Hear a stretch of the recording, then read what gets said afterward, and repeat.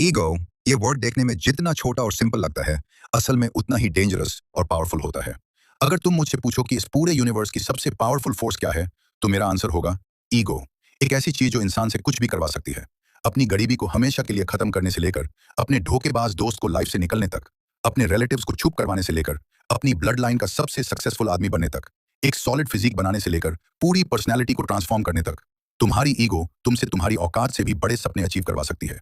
अगर तुम अपनी ईगो को सही डायरेक्शन में यूज करना सीख जाओ, तो तुम लिटरली कुछ भी कर सकते हो। और मैं फिर बोल रहा हूं, कुछ भी। लेकिन उसके लिए तुम्हें पहले ईगो को अंदर से डिकोड करना पड़ेगा। स्टेप बाय स्टेप समझना पड़ेगा। इसलिए एक भी पॉइंट मिस मत करना। सबसे पहले समझो, ईगो होता क्या है। ईगो का सिंपल मतलब है सेल्फ रिस्पेक्ट, अपनी वैल्यू का एहसास। हर इंसान के अंदर ईगो होती है। ये कभी भी किसी भी सिचुएशन में एक्टिवेट हो सकती है। जब कोई तुम्हारी वैल्यू इग्नोर करता है, जब कोई तुम्हारे इमोशंस का मजाक बनाता है, जब घर वाले तुम्हें अंडर एस्टिमेट करते हैं, या कोई क्लोज फ्रेंड तुम्हारा ट्रस्ट तोड़ देता है। इसी वजह से दुनिया ने ईगो को एक नेगेटिव टैग दे दिया है। लेकिन एक बात याद रखना, नेगेटिव इमोशंस कई बार पॉजिटिव इमोशंस से ज्यादा पावरफुल होते हैं। इंसान स्ट्रेस में आकर अपनी जान तक दे सकता है, लेकिन अच्छे वक्त में एक छोटी सी तकलीफ भी बड़ी लगती है। बिल्कुल वैसे ही ईगो भी एक नेगेटिव एनर्जी है, पर उसके अंदर एक अजीब स्ट्रेंथ होती है। अब सवाल यह है, अगर नेगेटिव एनर्जी में इतनी पावर है, तो क्या हम उसी एनर्जी को यूज करके खुद को बिल्ड नहीं कर सकते, सक्सेस अचीव नहीं कर सकते? और जवाब है यस, कर सकते हो। लेकिन उसके लिए ईगो का पॉजिटिव और नेगेटिव दोनों साइड समझना जरूरी है। लेकिन पॉजिटिव साइड पे जाने से पहले नेगेटिव साइड देखते हैं। कभी नोटिस किया है, जब ईगो हर्ट होता है ना, तब हम जीतने के लिए जीना शुरू कर देते हैं। खुद के लिए नहीं, दुनिया को प्रूव करने के लिए। ईगो तुम्हें अंधा बना देता है। तुम मान ही नहीं पाते कि तुम गलत भी हो सकते हो। एडवाइस इंसल्ट लगने लगती है। सजेशंस तुम्हें नीचा दिखाने वाले लगते हैं। और धीरे धीरे तुम्हें लगने लगता है कि सब लोग तुम्हारे अगेंस्ट हैं।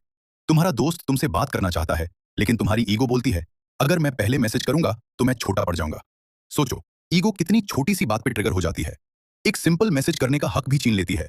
और फिर एक मैसेज नहीं होता, एक सॉरी नहीं बोली जाती, और धीरे धीरे एक रिश्ता, एक चांस, एक अपॉर्चुनिटी हमसे चुपचाप दूर चली जाती है। सच तो यह है कि ईगो सक्सेस से ज्यादा फेलियर लाता है। ईगो तुमसे सीखने का हक छीन लेता है। तुम सोचने लगते हो तुम्हें सब पता है, और वही सोच तुम्हारी ग्रोथ रोक देती है। ईगो तुम्हें एक ऐसी दुनिया में डाल देता है जहां सिर्फ तुम होते हो। ना कनेक्शन, ना रिलेशनशिप्स, सिर्फ अपनी ही आवाज सुनते हुए, और धीरे धीरे सबसे अलग पड़ते हुए। और सबसे डेंजरस बात, तुम ईगो में जीत जाते हो, पर लाइफ में हार जाते हो। लेकिन रुक जाओ, ईगो हमेशा विलन नहीं होता। अगर ईगो बर्बाद कर सकता है, तो बना भी सकता है। जब दुनिया तुम्हें नीचा दिखाने की कोशिश करती है, तुम्हारी ईगो तुम्हें याद दिलाती है, मैं उतना छोटा नहीं हूं जितना ये लोग समझ रहे हैं। जब लोग बोलते हैं तू नहीं कर पाएगा, वहीं ईगो अंदर से आवाज देता है, वॉच मी। ईगो एक फ्यूल बन सकता है जो तुम्हें थकावट में भी रुकने नहीं देता। जब मोटिवेशन खत्म हो जाए, तब भी अंदर एक आग जिंदा रखता है। यही ईगो तुम्हें एक आइडेंटिटी देता है। यह एहसास दिलाता है कि तुम किसी काम के हो, तुम अपने ड्रीम्स डिजर्व करते हो। जब कोई तुम्हारा सेल्फ रिस्पेक्ट तोड़ने की कोशिश करता है, तब ईगो तुम्हारी शील्ड बन जाता है। वो कहता है, मुझे अपनी वैल्यू पता है, और मैं किसी के वर्ड से डिफाइन नहीं होता। ईगो तुम्हें चैलेंज करता है बेटर बनने के लिए, क्योंकि तुम नहीं चाहते कोई तुमसे आगे निकले। और वहीं ईगो तुम्हें हर रोज पुश करता है, सीखने के लिए, ग्रो करने के लिए, और फाइट करने के लिए। लेकिन ईगो को कंट्रोल करना मतलब खुद को समझना, अपने रिएक्शंस को देखना, और हर जीत से पहले एक बार ये पूछना, क्या मैं सीख रहा हूं या सिर्फ दिखावा कर रहा हूं? पहला स्टेप, एक्सेप्टेंस। मान लो तुम्हारे अंदर ईगो है, सबके अंदर होती है। लेकिन डिफरेंस तब आता है जब तुम उसे हैंडल करते हो, ना कि वो तुम्हें हैंडल करे। एग्जाम्पल, किसी ने पब्लिक में तुम्हें पॉइंट आउट किया। तुम्हारा पहला रिएक्शन होगा, ये होता कौन है मुझे बोलने वाला? लेकिन अगर तुम एक सेकंड रुकते हो और सोचते हो, क्या ये बंदा सही कह रहा है, तो समझ लो तुम ईगो पे कंट्रोल लेना शुरू कर चुके हो। दूसरा स्टेप, लर्निंग माइंडसेट। हर सिचुएशन में खुद से पूछो, मैं यहां से क्या सीख सकता हूं? ईगो बोलता है, मुझे सब पता है। ग्रोथ माइंडसेट बोलता है, मुझे और सीखना है। जब तक तुम सीखने के लिए ओपन नहीं होते, ईगो छुपके से तुम्हारी प्रोग्रेस खत्म करता रहेगा। तीसरा स्टेप, फीडबैक लेना सीखो।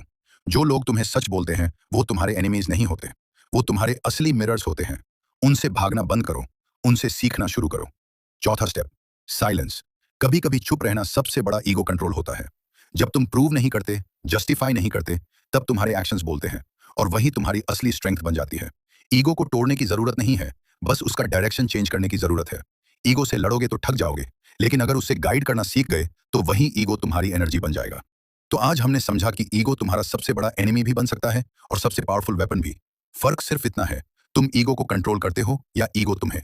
लाइफ हर जगह तुम्हारी ईगो का टेस्ट लेगी। कभी सक्सेस के टाइम, कभी इंसल्ट के टाइम, कभी जब सब टूट रहा होगा, और कभी जब तुम सब कुछ जीत चुके होगे।